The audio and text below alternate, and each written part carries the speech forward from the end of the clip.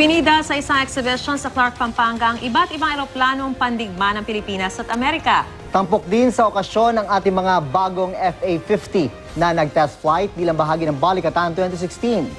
Mula sa Pampanga, may ulat on the spot si Bam Alegre. Bam! June Maris, isinagawa ngayong umaga ang tinatawag nilang static display bilang bahagi pa rin itong Balikatan exercises sa pagitan ng Pilipinas at Amerika.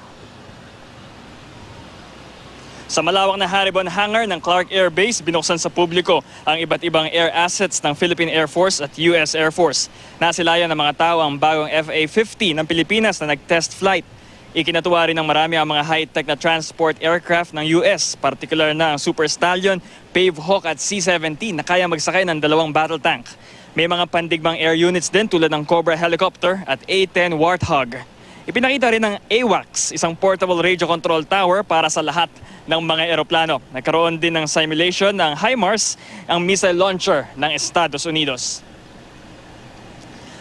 John Maris, tanungin naman natin yung spokesperson ng Pilipinas at ng Amerika kung itong sophisticated display ng mga assets ay may kinalaman sa sigalot sa China. Nilinaw naman nila na wala itong relation at all dahil responsibility nila ito sa isa't isa bilang mga treaty partners at 32 years na raw nilang ginagawa itong Balikatan exercise. Yan ang latest mula rito sa Clark Air Base. Balik sa inyo. Maraming salamat, Bam Alegre.